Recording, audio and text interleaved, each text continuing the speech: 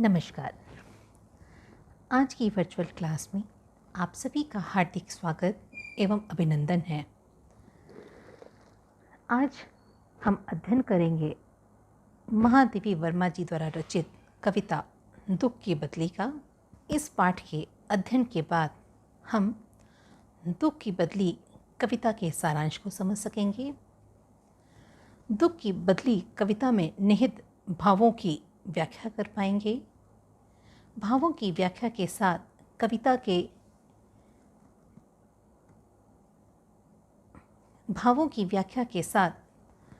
की व्याख्या को समझ सकेंगे। साथ ही इसमें निहित भाव सौंदर्य एवं काव्य सौंदर्य का निरूपण समझ सकेंगे। साथ ही इसके निष्कर्ष के विविध बिंदुओं का भी मूल्यांकन कर सकेंगे। जैसा कि हम सभी जानते हैं कि महादेवी वर्मा छायावाद की एक प्रसिद्ध कवयित्री हैं। इनकी कविताओं का मूल स्वर वेदना है। एक ऐसी वेदना जो निरंतर महादेवी वर्मा के जीवन में जीवंत रहता है, जिस कारण इनकी प्रत्येक रचना दुख के भावों से भरी हुई है। संपूर्ण हिंदी साहित्य के इतिहास में महादेवी वर्मा को आधुनिक युग की मीरा के नाम से अभिहित किया गया है, संबोधित किया गया है। महादेवी वर्मा जी की प्रस्तुत कविता दुख की बदली उनके सांध्य गीत संकलन में से ली गई है। प्रस्तुत कविता में महादेवी वर्मा जी ने अपने ऊपर नीर भरी बदली का आरोप किया है। उन्होंने बदली को आत्मा के रूप में तथा नीर को जीवन के प्रेम के रूप में चित्रित किया है। जिस प्रकार एक बादल निरंतर जल से भरा रहता है, एक बदली निरंतर जल से भरी रहती है और निरंतर अपना जल बांटने के लिए आकुल व्याकुल होकर वर्षा करती है, उसी तरह से महादेवी वर्मा का जीवन भी पूर्णतः विरह रूपी वेदना के जल से भरा रहता है। कवयित्री बदली से अपनी तुलना करते हुए मानती है कि उसका हृदय पूरी तरह से वेदना से भरा हुआ है, पूरी तरह से दुख से भरा हुआ है। वह दुख, वह वेदना जो कि हर पल निरंतर उसकी आँखों से अश्रुजल के रूप में, अश्रुधारा के रूप में बरसती रहती है, जिस कारण उसके प्राणों में एक जड़ता समा गई है, जिसमें कहीं पे भी हर्ष नहीं है, उल्लास नहीं है, खुशी नहीं है, जीवन का संगीत नहीं है। वह जीवन के उल्लास, हर्ष से दूर निरंतर अवसाद, निराशा, आंसू, करुणा, वेदना इत्यादि में अपने संपूर्ण जीवन को निमज्जित कर देती है और वही उसका जीवन का आधार बन जाता है। किंतु ऐसे में भी महादेवी वर्मा अपने स्वयं के दुख को भूलकर, अपने स्वयं की विरह वेदना को भूलकर पूरे विश्व के अंधेरों में एक उल्लास भरना चाहती हैं, एक उजाला भरना चाहती हैं, हंसी खुशी का संचार करना चाहती हैं। यद्यपि उनके हृदय की जो वेदना है वो निरंतर आंसू के रूप में उनकी आंखों में समाई रहती है, लेकिन इसके बावजूद वे उन आंसू में भी एक आशा के संगीत, एक आशा की ऊष्मा का संचार करना चाहती हैं, जिस कारण वो अपनी इस कविता के माध्यम से कहती हैं कि निरंतर उनकी आँखों में हृदय की जो वेदना है वह निरंतर उनकी आँखों में आंसू के रूप में एक दीपक के समान चमकती रहती है, जो निरंतर उनके गीतों में अभिव्यक्त होती है। उनका जीवन का प्रत्येक पग संगीत से भरा हुआ है। वह संगीत विरह वेदना का है, उनके दुख का है, उनकी करुणा का है। लेकिन जब वो उनको अपनी कल्पनाओं के रंग भरकर अपने काव्य गीतों के माध्यम से अभिव्यक्त करती हैं, जिनको सुनकर, जिनको पढ़कर यह संसार हंसता है, उसी प्रकार हंसता है कि जब धरती पर बारिश की बूंदें पड़ती हैं तो पूरा संसार मुस्कुरा उठता है, सुगंध से भर उठता है। उसी प्रकार जब जब महादेवी वर्मा के अंदर का दुख, भीतर का दुख काव्य के रूप में, गीतों के रूप में बाहर निकलता है, तो उससे यह संपूर्ण विश्व आनंदित होता है और उस आनंद में जीवन की समस्त कलुषता का प्रक्षालन हो जाता है और वह गीतों के रूप में सदा सभी को सुख प्रदान करने का एक प्रयास करती हैं। ये था कविता का मूल भाव या फिर मूल सारांश। अब हम देखेंगे या फिर अब हम अध्ययन करेंगे कविता की व्याख्या का। महादेवी वर्मा अपनी तुलना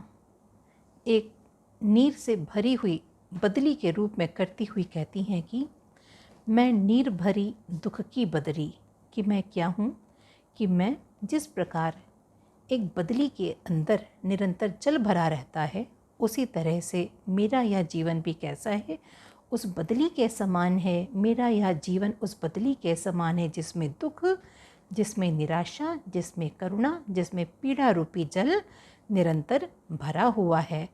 स्पंदन में चिर निस्पंद बसा, क्रंदन में आहत विश्व हंसा। स्पंदन, स्पंदन मीन्स धड़कन, चिर निस्पंद मीन्स सनातन और अचल। वो क्या कहती हैं कि मैं कैसी हूँ, मैं एक ऐसी, मेरा संपूर्ण जीवन एक ऐसी दुख भरी बदली के समान है जिसमें निरंतर पीड़ा का, वेदना का जल भरा हुआ है। स्पंदन में चिर निस्पंद बसा, और मेरी प्रत्येक धड़कन में, मेरी प्रत्येक सांस में सनातन, अचल, कभी ना समाप्त होने वाला विरह का स्वर, वेदना का स्वर, प्रिय से वियोग का स्वर निरंतर भरा हुआ है। और आगे कहती हैं कि क्रंदन में आहत विश्व हंसा, और जब जब हमने अपने हृदय की उस विरह वेदना को, इस पीड़ा को अभिव्यक्त करना चाहा, गीतों के माध्यम से रोना चाहा, चिल्लाना चाहा, तो मेरे उस क्रंदन पर, मेरी उस भावना पर यह संपूर्ण विश्व, उसने क्या किया, मेरी भावनाओं को आहत करते हुए यह संपूर्ण विश्व हंस पड़ा, मुस्कुरा उठा। नैनों में दीपक से जलते, पलकों में निर्झरनी मचली। हृदय में निरंतर विरह वेदना का वेग होने के कारण, हृदय में निरंतर विरह भावना होने के कारण,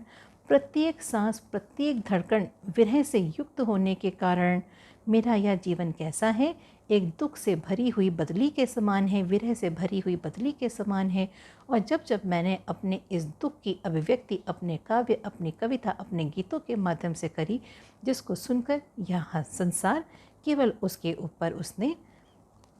भावनाओं को आहत करते हुए केवल उसके ऊपर अट्टहास किया है, केवल वह उनके ऊपर हंसा ही है। नैनों में दीपक से जलते, निरंतर इस वियोग के कारण, इस विरह वेदना के कारण, इस दुख के कारण, करुणा के कारण मेरे नयनों में अर्थात मेरी आँखों में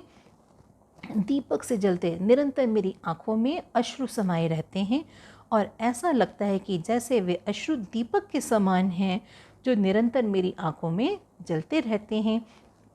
पलकों से निर्झरनी मछली, और वे अश्रु कैसे हैं, आँखों में बसे हुए दीपक के समान वे अश्रु कैसे हैं, निरंतर मेरी पलकों से निर्झरनी मीन्स आंसू, आंसू की जल रूपी धारा, कि ऐसा लगता है कि जैसे मेरे हृदय की वह संपूर्ण विरह वेदना जो कि आँखों में आंसू रूपी दीपक के रूप में समाई हुई है, वह निरंतर मेरी पलकों से आंसू की जलधारा रूपी नदी के रूप में प्रवाहित होती रहती है। वे आगे लिखती हैं कि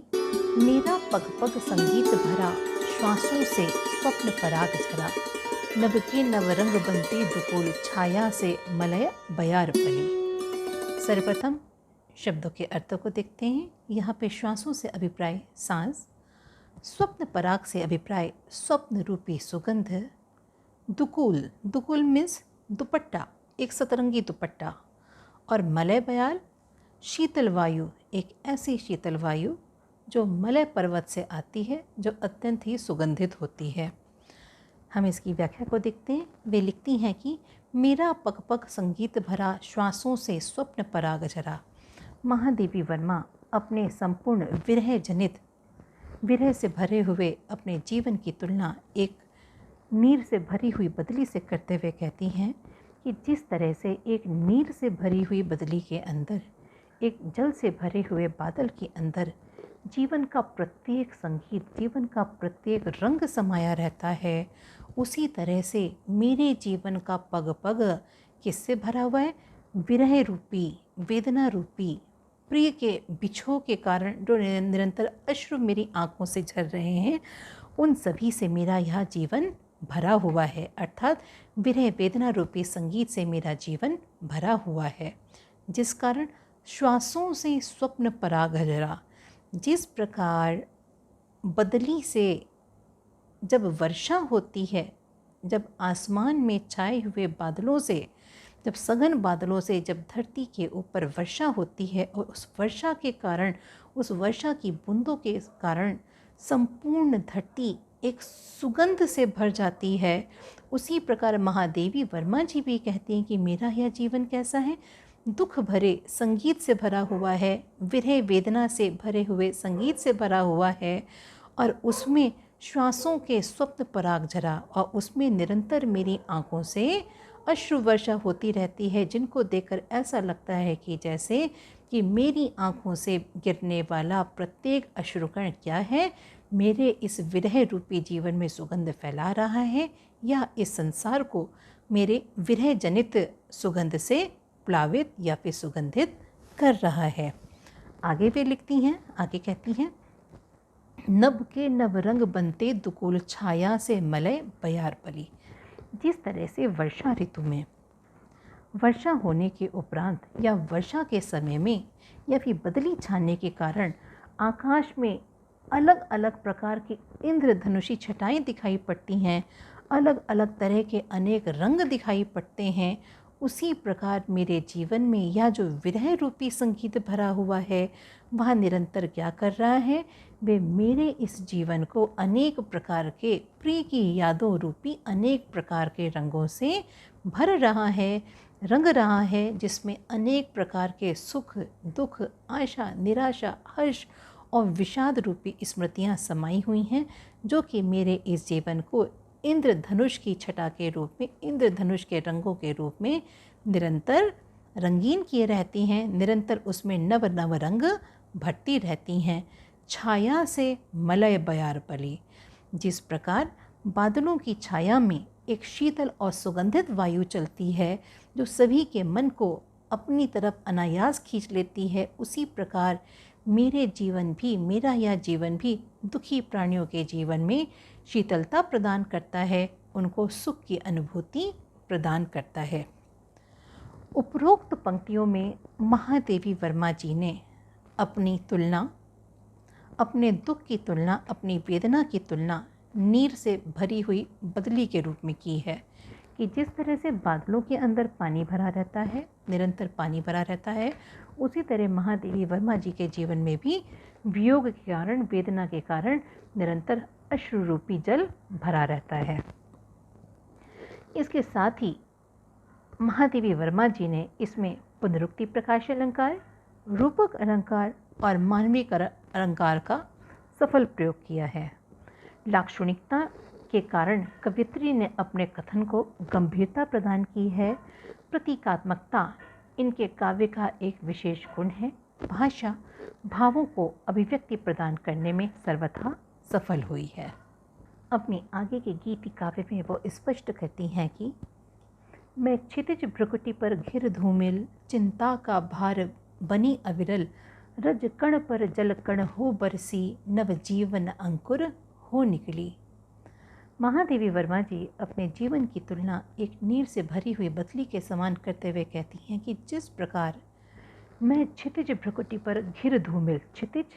एक वह स्थान, एक ऐसा स्थान जहाँ पर धरती और आकाश मिलने की प्रतीति तो कराते हैं, किंतु वह कभी भी मिलते नहीं हैं। एक ऐसे क्षितिज का वर्णन करते हुए महादेवी वर्मा जी कहती हैं कि मैं क्षितिज भ्रुकुटी पर घिर धूमिल,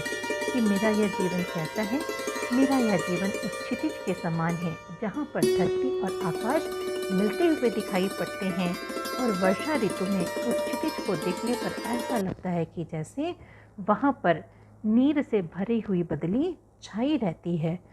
जिस प्रकार क्षितिज पर नीर से भरी हुई बदली छाई रहती है, उसी प्रकार महादेवी वर्मा जी क्या कहती हैं कि उसी प्रकार भ्रुकुटी पर घिर धूमिल, उसी प्रकार मेरे भी मस्तक पर निरंतर चिंता की रेखाएं दिखाई पड़ती हैं, जो धीमे धीमे और गहरी होती चली जाती हैं। रज कण पर जल कण हो बरसी, नव जीवन अंकुर हो निकली। आगे वो कहती हैं कि जिस प्रकार वर्षा ऋतु में आसमान से बरसती हुई वर्षा की बूंदें रज कण नीचे धरती के प्रत्येक कण पर गिरती हैं और पूरी धरती को अपने स्नेह बिंदुओं से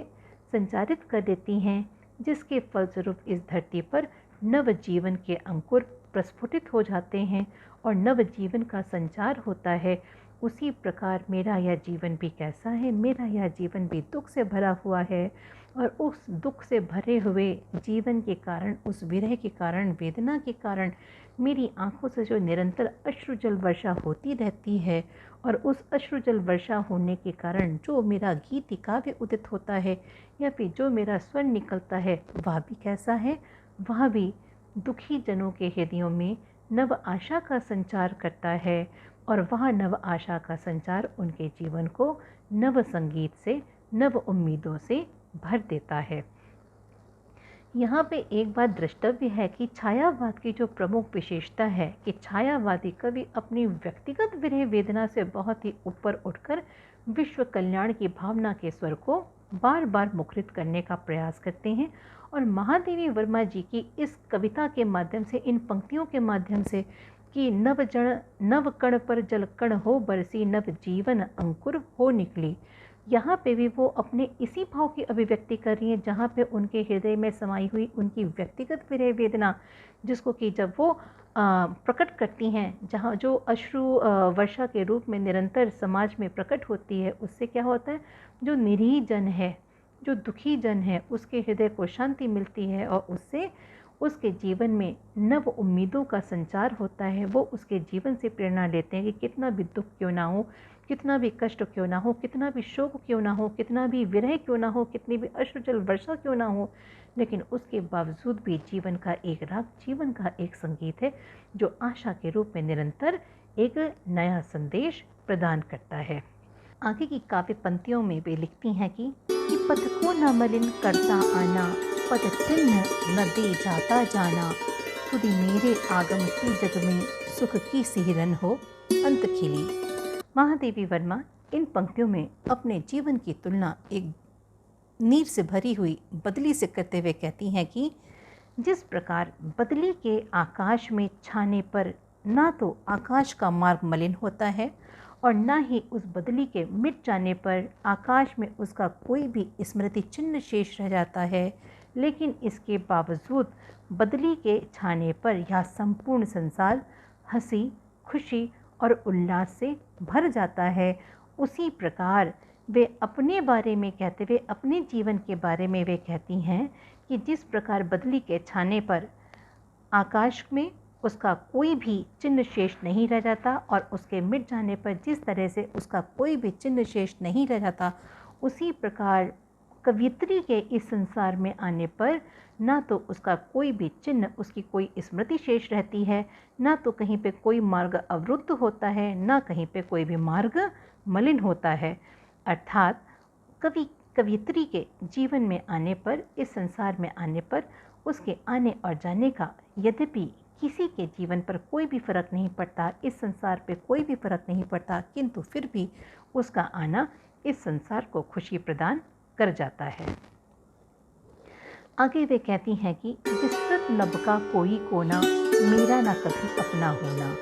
परिचय इतना इतिहास यही, उमड़ी कल थी फिर आग चली, मैं नीर भरी दुख की बदरी। प्रस्तुत पंक्तियों में महादेवी वर्मा जी कहती हैं कि जिस तरह से एक बदली का इस संपूर्ण विस्तृत आकाश में कोई भी कोना नहीं होता है, वह निरंतर एक बादल के टुकड़े के समान निरंतर इधर उधर विचरण करती रहती है, उसी प्रकार इस संपूर्ण संसार में केवल एक वेदना के अतिरिक्त, एक पीड़ा के अतिरिक्त, एक करुणा के अतिरिक्त इस संपूर्ण चराचर जगत में कवियत्री का अपना कहीं पे भी कोई भी स्थान नहीं है, कोई भी एक कोना नहीं है। जिस प्रकार एक विस्तृत नभ में बदली का टुकड़ा निरंतर इधर उधर विचरण करता रहता है, उसी प्रकार महादेवी वर्मा भी इस संसार रूपी जीवन में निरंतर उस बदली के टुकड़े के समान निरंतर इधर उधर विचरण कर रही हैं। परिचय इतना इतिहास यही, उमड़ी कल थी मिट आज चली। जिस तरह से एक बादल का टुकड़ा आता है, वह आता है, बरसता है और इस संसार को खुशियाँ प्रदान करके सदा सदा के लिए मिट जाता है, किंतु उसका अपना कहीं पे कोई भी स्मृति शेष नहीं रह जाती, उसका कोई भी स्थान नहीं होता। उसी प्रकार महादेवी वर्मा भी अपने बारे में कहती हैं कि मेरा परिचय और मेरा इतिहास केवल यही है कि मैं भी एक नीर से भरी हुई बदली के समान मैं भी कल उमड़ी थी और आज मेरा अस्तित्व समाप्त हो गया है और आज मेरा कोई भी स्मृति शेष नहीं है। प्रस्तुत पंक्तियों में महादेवी वर्मा जी ने मानव जीवन की वस्तु स्थिति का चित्रण किया है। वस्तुतः मानव जीवन क्षणिक है, क्षणभंगुर है, इसका कोई भी आधार नहीं है। कब जीवन का अंत हो जाए यह किसी को भी पता नहीं है। वह आज है, वह कल होगा या नहीं, किसी को भी इसका भान नहीं है। अतः मानव जीवन का केवल परिचय यही है कि वो आज तो इस संसार में है, लेकिन वह कब इतिहास का हिस्सा बन जाए वह किसी को भी पता नहीं है। कहीं ना कहीं महादेवी वर्मा जी ने अपनी इन पंक्तियों में अपने निराशावादी दृष्टिकोण को भी प्रकट किया। यद्यपि उनका स्वर निराशावादी नहीं है, लेकिन चूँकि उनके हृदय में निरंतर वेदना भरी है, निरंतर करुणा भरी है, निरंतर विरह भरा है, निरंतर दुख भरा है, जिस कारण कभी कभी उनका स्वर निराशावादी भी हुआ है और इन प्रस्तुत पंक्तियों में उनका निराशावादी दृष्टिकोण अभिव्यक्त हुआ है और जीवन के प्रति जो अनास्था का स्वर है वह भी मुखरित हो उठा है। पूर्व की भांति इनकी भाषा सरल, सहज, स्वाभाविक और भावों को अभिव्यक्त करने में सर्वथा समर्थ है। जीवन की मार्मिकता का यहाँ पे वर्णन किया गया है। अनुप्रास अलंकार का सुंदर प्रयोग इसमें देखा जा सकता है। गीति काव्य शैली के रूप में दुख की बदली एक महत्वपूर्ण कविता है, जिसमें गीता, संगीतात्मकता, लयात्मकता इत्यादि सभी गुण एक संग निर्दिष्ट होते हैं, हमको दिखाई पड़ते हैं। आज के पाठ के अध्ययन के उपरांत हमने दुख की बदली कविता के सार को समझा। इसकी व्याख्या को समझते हुए दुख की बदली कविता के मूल भाव को समझा, साथ ही इसके भाव सौंदर्य के साथ इसके काव्य वैशिष्ट्य को भी जाना और समझा। प्रस्तुत कविता की व्याख्या के आधार पर जो प्रश्न बनते हैं वे इस प्रकार हैं कि दुख की बदली कविता का मूल भाव अपने शब्दों में लिखिए। क्या दुख की बदली कविता में महादेवी वर्मा जी ने अपने वास्तविक जीवन का चित्रण किया है? इस कथन के आलोक में अपना मत प्रकट कीजिए। साथ ही दुख की बदली कविता का काव्य वैशिष्ट्य स्पष्ट कीजिए। अगले सत्र में हम चर्चा करेंगे महादेवी वर्मा जी की कविता कह दे माँ क्या अब देखूं। इस विषय का सारांश, कविता का सारांश, कविता की व्याख्या, इसके मूल बिंदु, इसका भाव सौंदर्य, काव्य सौंदर्य इत्यादि विषयों पर चर्चा के लिए हम फिर मिलेंगे। तब तक के लिए धन्यवाद। नमस्कार।